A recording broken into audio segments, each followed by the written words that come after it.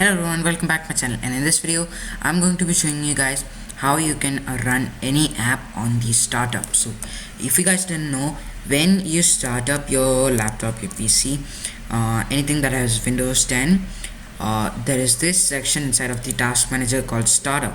So these are all the apps that could run on startup.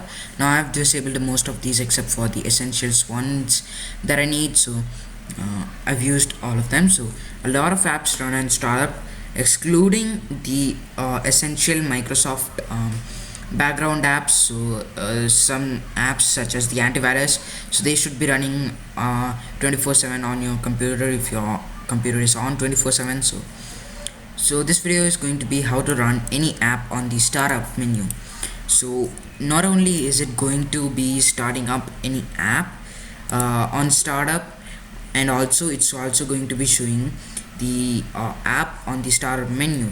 So it's not like a script that you inject. So it's official Windows stuff. So now what you want to do is press Windows plus D or go to your home screen, then plus Windows plus R for rabbit. So that will open up the run setup. So what you have to type in is shell :startup. So I'll leave the text down below in the description so you can use it, or the comment section. So just click on OK and it should open up a folder.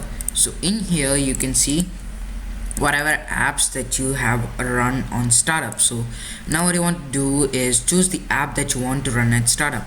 So now note that this isn't only for one application, so you could run basically each and every application that you want on startup. But if you realize that it's a heavy task or a heavy application, then it should be better than you should actually first start up your computer with no apps open, then you should manually open it up. So for this video I'm going to be starting up the RBX FPS Unlocker by Oxten. So this is the FPS Unlocker for Roblox. So this basically uncaps your 60 frames per second.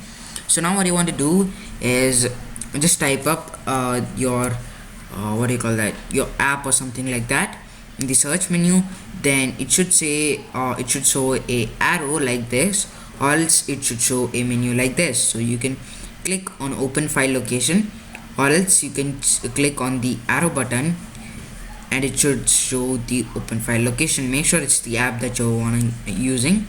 So just click on open file location, and that opened up file location, which is in my documents folder right now. So now what you want to do is right click on it and just click on copy. It should be copied to your clipboard.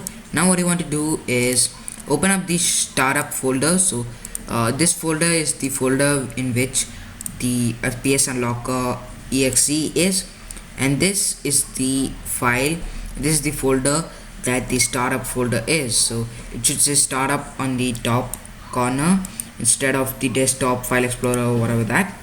So it should have a directory named Windows, then start menu, then programs, then startup. So now what you want to do is right click on any blank place in the startup folder, then just click on paste.